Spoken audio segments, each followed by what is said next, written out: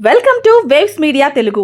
ప్రతిపాడు నియోజకవర్గంలో 6.70 కోట్ల వ్యయంతో చేపట్టిన 2 రహదారి పనులను ఎమ్మెల్యే డాక్టర్ బూల రామాంజనేయులు ప్రారంభించారు. పాత మద్రాస్ రోడ్డు నుంచి వల్లూరు వరకు 10.54 కిలోమీటర్లు, వట్టిచెరుకూరు నుంచి పాండ్రంపాడు వరకు 6.43 కిలోమీటర్ల మేర నిర్మించిన రహదారులను ఆయన ప్రారంభించారు. ఈ సందర్భంగా ఎన్నికల హామీ మేరకు రోడ్డు పనులు పూర్తి చేశామని ఎమ్మెల్యే తెలిపారు. ఈ రహదారుల ద్వారా రైతులు, ప్రజలకు రవాణా సౌకర్యాలు మెరుగుపడతాయని పేర్కొన్నారు. కార్యక్రమంలో కూటమి నాయకులు, కార్యకర్తలు, స్థానిక ప్రజలు పాల్గొన్నారు. దాదాపుగా 7 కోట్ల రూపాయలతో R&B రోడ్డును ప్రారంభించుకుంటున్నాం. ఎలక్షన్ టైంలో ఏదైతే మాట ఇచ్చామో, ఎందుకంటే ఇది అబ్బినేనిగుంటపాలెం నుంచి వల్లూరు మీదుగా పాండ్రపాడు వరకు వెళ్లాల్సినటువంటి రోడ్డు, చాలా ముఖ్యమైనటువంటి రోడ్డు. గత పాలకులు, వైసీపీ పాలకులు కనీసం దీని మీద తట్టెడు మట్టి కూడా వేయలేదు.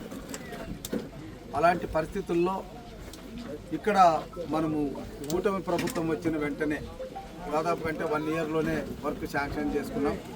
శాంక్షన్ చేసిన తర్వాత మా కాంట్రాక్టరు, మా ఇంజనీర్ల అధికారులు అందరూ కూడా ఒక 6 నెలలు 7 నెలల్లోనే ఈ రోడ్డును పూర్తి చేయడం అనేటువంటి జరిగింది.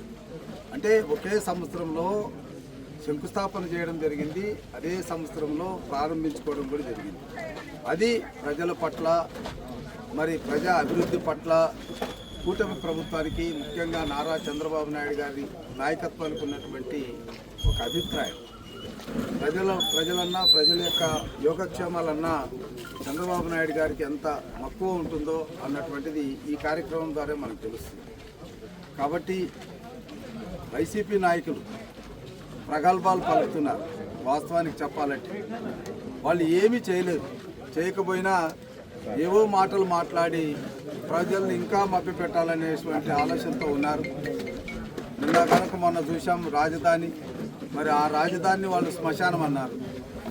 మరి ఆ రోజు ఈరోజు పాకిస్తాన్ అదే అంటున్నారు. మరి ఆ రోజు ఏదని మీరు పరదాలు కట్టుకున్నారు?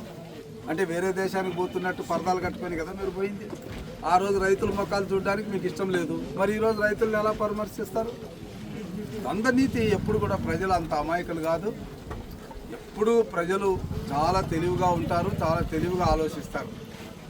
అందుకోసమే మీ ప్రభుత్వాన్ని 11 స్థానాలకి పరిమితం చేశారు. మళ్ళా మీరు ఏదో కళలు కంటున్నారు, పగటి కళలు, అవన్నీ వచ్చేది ఏం లేదు.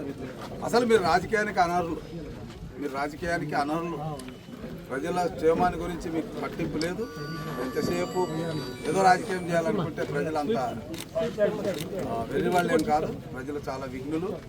సో కూటమి ప్రభుత్వాన్ని వచ్చే 30-40 సంవత్సరాలకి దీవించడం జరుగుతుంది అన్నది మాత్రం స్పష్టం.